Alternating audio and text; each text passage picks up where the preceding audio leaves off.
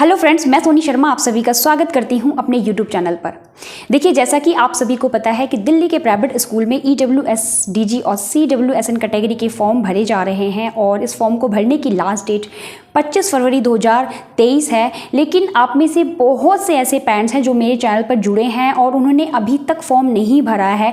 कहीं ना कहीं उनके मन में अभी भी इस फॉर्म को लेकर कन्फ्यूज़न है और एक कमेंट मेरे पास आया है और उसका जवाब हालांकि मैंने अपने कमेंट में दे दिया है उसका उत्तर, लेकिन फिर भी कहीं ना कहीं मुझे लगता है कि वो पेरेंट्स अभी भी कंफ्यूज हैं और इस कमेंट के ऊपर मुझे वीडियो बनाने की ज़रूरत लगी, क्योंकि कहीं ना कहीं पेरेंट्स के मन में इस सवाल को लेकर अभी भी कन्फ्यूज़न है।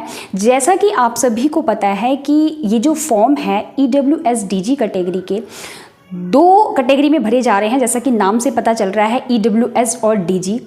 देखिए, EWS कैटेगरी जो होती है, जिसका फुल फॉर्म अगर मैं आपको बताऊं तो होता है इकोनॉमिकल वीकर सेक्शन, जो पेरेंट्स जो आर्थिक रूप से कमज़ोर होते हैं, और DG का मतलब होता है डिसएडवांटेज ग्रुप, जो किसी विशेष जाति वर्ग से बिलोंग करते हैं।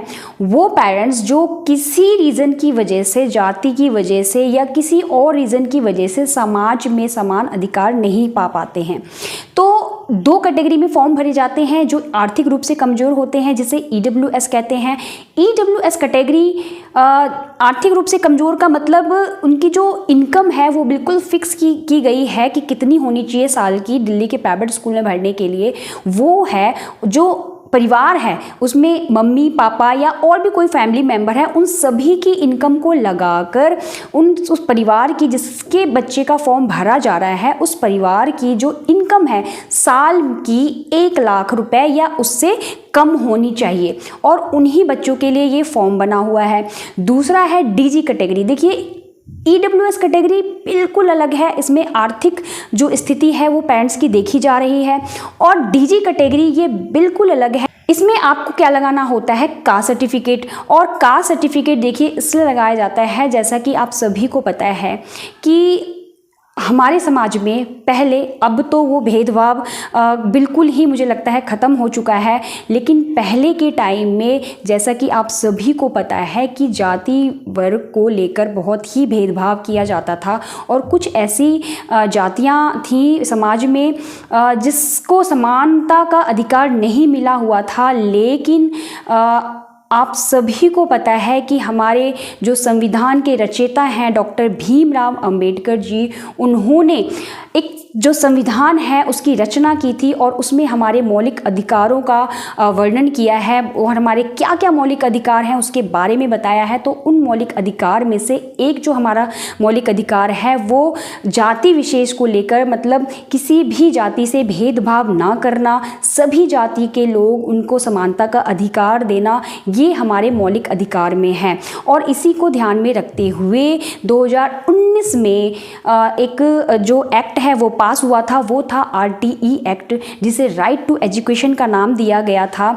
और इस एक्ट के तहत उन सभी बच्चों को जो आर्थिक रूप से कमज़ोर थे, जिनके पेरेंट्स या वो बच्चे जो किसी जाति विशेष वर्ग से बिलोंग करते थे, उन सभी को समाज में समानता का अधिकार देने के लिए इस एक्ट को पास किया गया था। और इस एक्ट के तहत हर बच्चे को जो पीछे रह गए हैं एजुकेशन के क्षेत्र में, जो नहीं पढ़ पाते थे, उन सभी बच्चों को आगे लाने के लिए, उनको समानता का अधिकार दिलाने के लिए हर स्कूल में, जितने भी रिकॉग्नाइज स्कूल हैं इंडिया के अंदर, जो मान्यता प्राप्त स्कूल हैं, जो गवर्नमेंट से मान्यता प्राप्त स्कूल हैं, उन सभी स्कूलों में, चाहे वो सरकारी स्कूल हों या प्राइवेट स्कूल हों, सभी स्कूलों में हर बच्चे को नर्सरी से लेकर 8वीं तक मुफ्त शिक्षा देने का प्रावधान है। और इसके लिए हर स्कूल में 25% जो सीट होती है वो इन्हीं बच्चों के लिए रिजर्व होती है। वो डिपेंड करता है स्टेट पे कि वहाँ पर क्या डॉक्यूमेंट्स लागू किए गए हैं। तो इस तरह से उन बच्चों को आगे बढ़ाने के लिए, उन बच्चों को समानता का अधिकार दिलाने के लिए RTE एक्ट को लागू किया गया, और इस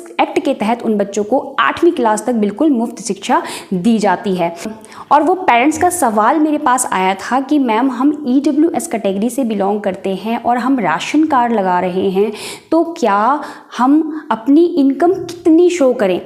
देखिए, यहाँ पे बिल्कुल साफ शब्दों में मैंने आप सभी को बताया कि EWS कैटेगरी के लोग वो होते हैं दिल्ली के अंदर अगर आप फॉर्म भर रहे हैं किसी प्राइवेट स्कूल के लिए, तो उन जो पेरेंट्स हैं उनकी जो सालाना आय होनी चाहिए वो 1 लाख से कम होनी चाहिए। उस आय को आप डॉक्यूमेंट्स के थ्रू ही साबित कर सकते हैं, जिसके लिए डीओई ने 4 डॉक्यूमेंट्स को मेंशन किया है। पहला डॉक्यूमेंट्स है, आप या तो इनकम सर्टिफिकेट बनवाइए जिसमें मेंशन होगा कि आपकी सैलरी, आपके पूरे परिवार की सैलरी जो मिलाकर होती है वो पूरे साल में 1 लाख से कम होती है। और दूसरा जो डॉक्यूमेंट्स डीओई ने मेंशन किया है वो है बीपीएल कार्ड। देखिए, बीपीएल कार्ड जो होता है वो उन्हीं लोगों का बनता है जो गरीबी रेखा से नीचे के स्तर पर आते हैं, जिनकी सालाना आय 1 लाख से कम होती है। तो इसमें कहीं भी कहीं इनकम प्रूफ देने की जरूरत ही नहीं है, क्योंकि वो ऑलरेडी ये प्रूव कर रहा है कि ये बीपीएल कार्ड आपका तभी बना है जब आपके जो इनकम है वो 1 लाख से कम है, आप गरीबी रेखा से नीचे आ रहे हैं। तो यहाँ आपको इनकम सर्टिफिकेट बिल्कुल भी लगाने की जरूरत नहीं पड़ेगी। और तीसरा जो मेंशन किया हुआ है डीओई ने डॉक्यूमेंट्स, वो है आई कार्ड। देखिए, आई कार्ड भी उन्हीं लोगों का बनता है जिनकी जो सालाना आय है 1 लाख से कम होती है, और इस डॉक्यूमेंट्स को लगाकर भी आपका यही प्रूफ होता है कि आप गरीबी रेखा से निचले स्तर पर आते हैं। और चौथा डॉक्यूमेंट्स जो डीओई ने मेंशन किया है वो है आपका फूड सिक्योरिटी कार्ड। और फूड सिक्योरिटी कार्ड के बारे में देखिए, मैंने स्पेशल वीडियो बनाई हुई है कि किस तरह का फूड सिक्योरिटी कार्ड आपके पास होना चाहिए। जो नॉर्मली आप दिल्ली में अगर रह रहे हैं तो उसे राशन कार्ड बोलते हैं, और ग्रीन कलर का होता है तो वो कार्ड, जिसे पीआर कार्ड भी बोलते हैं, अगर वो कार्ड आपके पास है तो भी आपका यही प्रूफ होता है कि आप गरीबी रेखा से निचले स्तर पर हैं और आपकी सालाना आय 1 लाख से कम है। देखिए, किसी भी कैटेगरी को साबित करने के लिए आपको डॉक्यूमेंट्स ही लगाने होते हैं, और डीओ ने साफ साफ मेंशन किया है कि 4 डॉक्यूमेंट्स से आपको प्रूव करना है कि आप गरीबी रेखा से स्तर के नीचे आते हैं। वो पेरेंट्स मेरे से सवाल कर रहे थे कि मैम, केवल राशन कार्ड लगाने से क्या ये प्रूव हो जाएगा? देखिए, राशन कार्ड तो तभी आपका बना होगा जब आपकी जो सैलरी है, जो आय है वो 1 लाख से कम होगी, तभी जाके आपके पास ये बना होगा, और ये प्रूव करता है कि आप गरीबी रेखा से निचले स्तर पर आते हैं। तो आपको मेंशन भी वहाँ पर आय यही करनी होगी कि आप 1 लाख से कम कमा रहे हैं, तो 1 लाख से नीचे ही आपको मेंशन करना होगा। इस डॉक्यूमेंट्स के साथ जो मैंने राशन कार्ड बताया, जिसे पीआर कार्ड बोलते हैं, या आय कार्ड बताया, या बीपीएल कार्ड बताया, अगर ये तीनों में से एक भी डॉक्यूमेंट्स आप लगा रहे हैं तो यहाँ पर इनकम सर्टिफिकेट आपको देने की बिल्कुल भी जरूरत नहीं है। हाँ, बट यहाँ पर मैं एक बात आप सबको कहना चाहूँगी कि जब भी आपके बच्चे का नाम आ जाएगा, उस केस में जो स्कूल है वो आपसे पूरी तरह से इंक्वायरी करेंगे कि आपकी जो आय का स्रोत है वो क्या है, आप कितना कमाते हैं, कहाँ कहाँ से आपकी आय आती है। ये पूरी इंक्वायरी करने का उनको अधिकार है।